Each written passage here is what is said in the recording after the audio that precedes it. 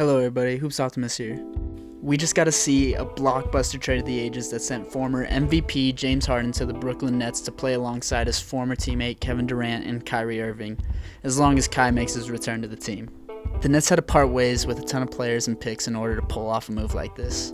But one part from the trade that I felt wasn't getting the coverage it deserved and has been on my mind quite a bit is the Cleveland Cavaliers getting Jarrett and Taurean in a highway robbery.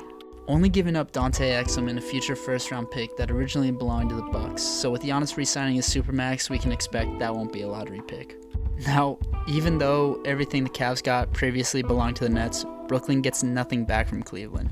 Exum and the pick find their way to Houston. For those of you who don't know these two players coming to Cleveland, Allen is a 6'11", former first-round pick who will be turning just 23 later this year, and is also having career-high averages in points, rebounds, assists, blocks, and field goal percentage to start the season. Taurean, a former lottery pick who is only 26, is extremely versatile at 6'7", and is having a slight down year, which is a part of playing 18 minutes stuck behind Kevin Durant. But he finds his way out of that situation now.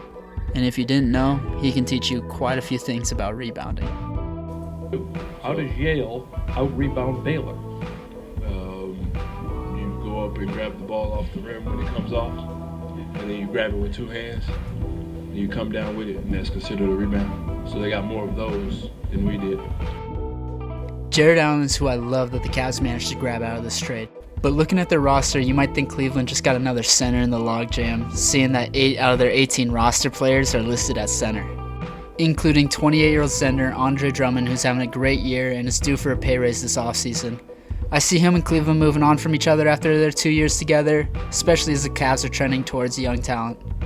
One of my favorite young guard duos to watch this season has been Darius Garland, Colin Sexton, aka Sexland.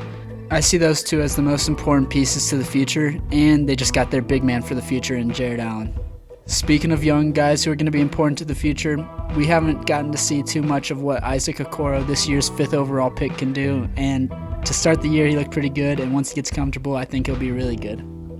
I believe Allen can be a star big man in Cleveland, especially seeing how he matched up against former Defensive Player of the Year and All-Star Rudy Gobert this season. I really think he's going to achieve that star status this year. If you don't think he can, I recommend you take a look at the tape because this man is scared of nobody in the paint. Dude has met some of the league's most athletic stars at the rim like Giannis, LeBron, and Blake Griffin, sending their dunks back like it's easy. Those are some of his craziest clips and he's got plenty more.